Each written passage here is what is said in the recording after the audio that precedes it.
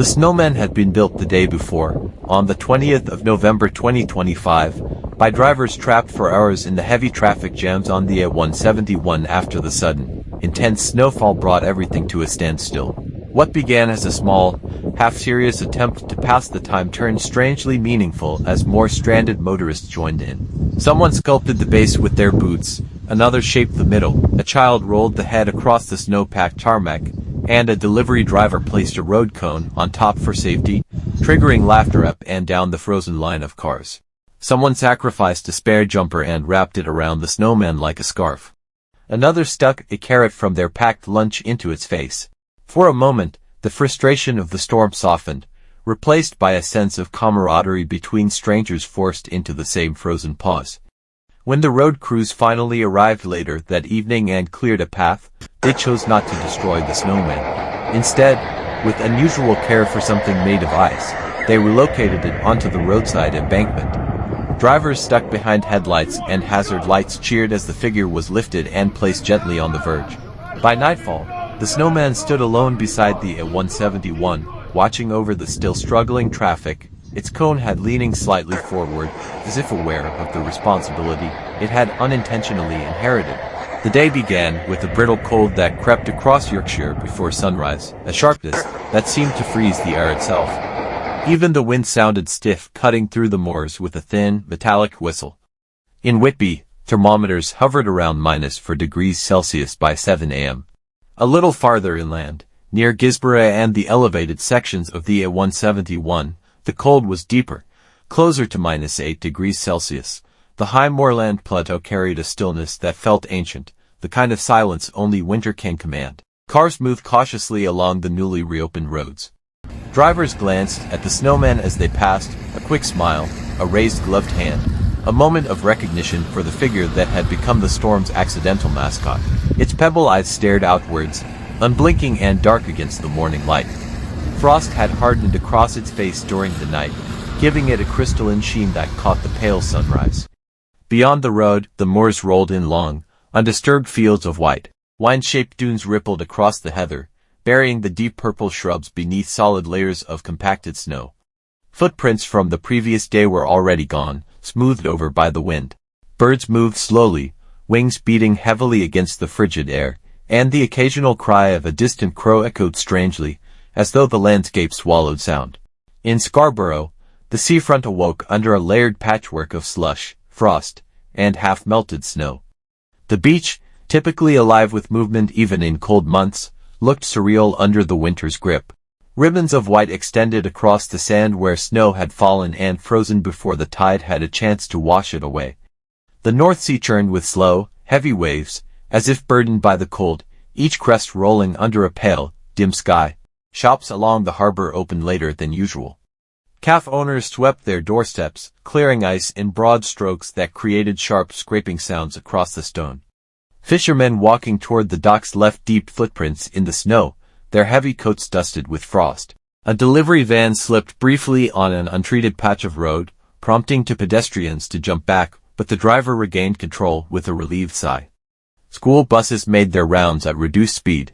Children waited in clusters, hopping from foot to foot to stay warm, their breath hanging in the air like smoke. Hats, scarves, mittens, layers upon layers, gave the morning a colorful contrast against the gray sky. Farther north, the situation in Scotland remained harsher. In Aberdeen, the cold had set its teeth into the city overnight. Pavements glittered with a treacherous, glassy sheen. Cars parked along Great Northern Road were shrouded in thick white coats, their windshields obscured by layers of ice patterns that looked almost artistic in the morning light. Residents scraped frost from windows with hurried, rhythmic motions, some blowing warm breaths onto the glass to soften the stubborn layers. Even gridded roads required care. Buses moved in long, slow arcs, braking gently to avoid sliding. Footpaths around schools and hospitals had been cleared, but many residential streets remained difficult to navigate. People walked carefully, eyeing each step with suspicion. Further west, into the highlands near Altnahara and Loch Glascarnock, the snow retained its grip more fiercely. Reports from the night indicated temperatures dipping close to -12 degrees Celsius in exposed glens, The 7 to 9 centimeters of snowfall the region had received had frozen into a dense, crunchy layer. Tree branches sagged under the weight of accumulated frost, and the wind moving through them produced a faint tinkling sound like chimes.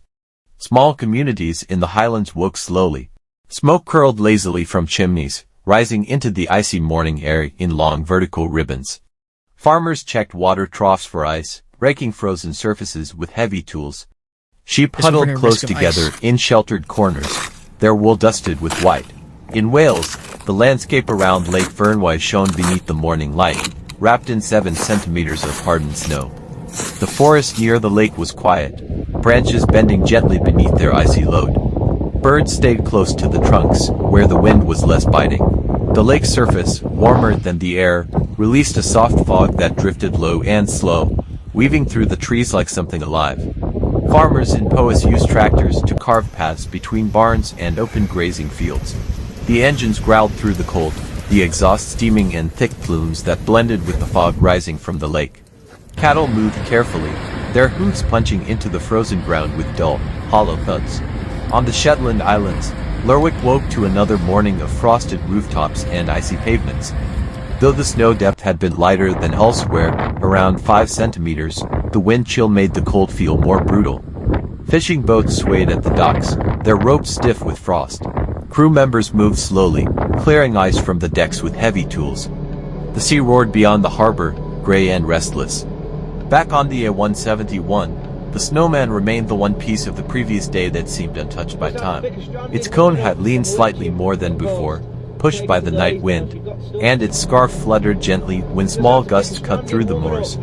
Despite the thaw attempts of midday sun, the snowman remained solid, strengthened by the cold's return. By late morning, the roads through the moors carried a steady stream of traffic.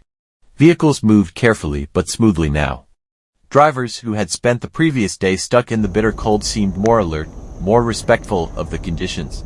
A sense of caution had settled into the region, not fear, but awareness. Shops in Whitby and Gisborough reported increased sales of salt, shovels, torches, blankets, windscreened icers, and winter boots. It seemed the storm had reminded people of winter's unpredictability. Conversations in queues naturally drifted toward travel stories. Whose car had skidded, which hill was impossible, who had pushed whose vehicle out of a drift. And, more often than not, someone brought up the snowman.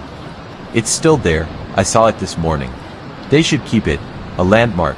It's become part of the road. Even radio hosts mentioned it, turning the snowman into something of a local celebrity. A BBC Tees presenter joked that he should get his own postcode. At midday, the sun broke through the cloud cover briefly, casting long shadows over the moorland. The sky brightened, revealing soft tones of winter blue, but the warmth stayed hidden.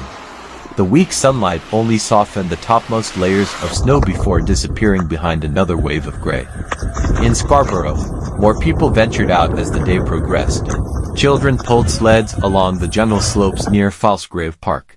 A group of teenagers built snow forts along the beach, mixing sand and snow into strange, gritty battlements. Seagulls, confused by the unfamiliar white ground, circled cautiously, unsure where to land. Evening approached early, as it often does in late November. By 4 p.m. the sky darkened into muted blues and purples. The temperature began its slow descent once again. Puddles that had thawed slightly during the day hardened quickly into thin plates of ice. Streets that had seemed safe an hour before became risky again. The UK braced for another night of deep cold. Across Scotland, yellow ice warnings returned. In Aberdeen, authorities issued advice for people traveling after dark. In the Highlands, the snow gates remained shut in several areas. In Wales, gritters redeployed across major roads. In North Yorkshire, the A169 and high sections of the A171 were monitored closely, ready for possible evening closures. Near the moors, the snowman faced the falling temperature silently. Frost began creeping across its surface again, forming delicate star-shaped crystals on its scarf and around the edges of its base. The carrot nose stiffened, its color deepening under the cold. The cone half froze in place. Night fell. Headlights passed intermittently, throwing beams of white and gold across the snowman's face. Each time a car drove by, shadows shifted across the moorland, stretching long and thin across the snow. The wind picked up but not violently, just firm enough to make the branches rustle and the heather whisper beneath the frozen layers. Further into the night, the moon broke through the clouds. It cast a silver path across the moors, outlining every ridge and drift with a cold glow. The snowman shone faintly under the moonlight, its edges softened by the surrounding white. Across Yorkshire, households settled into the night, fireplaces crackled in living rooms. Electric heaters hummed quietly, windscreens were covered to protect them from the frost. Weather forecasts played in the background of living rooms, warning of more low temperatures, possible icy patches, and isolated flurries of snow moving in from the northeast. And somewhere along the A171, the snowman, built accidentally by a roadside community of stranded strangers, stood motionless, as if keeping watch over the moors and the long stretch of frozen road. Through the night, the cold settled deeper into the land, sinking into the soil, the roads, the walls of houses, even into the breath of those who ventured outside. The first great freeze of the season was no longer just a passing weather event. It had become a presence, something that existed alongside people as tangibly as fog or wind.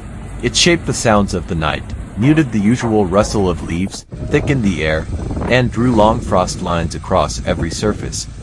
In the small hours of the morning, long before daylight threatened to return, a faint glow rose above the horizon. It wasn't sunlight. It was the soft orange pulse of gritters moving slowly along the A171 and its neighboring roads. Their amber lights swept rhythmically across the moors, painting strokes of color on the snow. The vehicles crawled through the landscape like glowing insects, methodical and patient. Drivers leaned forward in their seats, scanning the road for black ice and drifts. As one gritter approached the familiar bend where the snowman stood, the driver slowed instinctively. The snowman, illuminated by the rotating lights, appeared to shift with every pass of brightness, sometimes looking amused, sometimes grave, sometimes oddly wise in its frozen silence. The driver smiled, shaking his head as he passed. "Still there, tough little fella," he murmured to himself, and the engine hummed onward into the night. The early morning hours were always the coldest. By 5 a.m. the temperature across the moors had dropped to nearly -10 degrees Celsius. Thin feathers of frost etched themselves onto windshields, the ground crackled underfoot.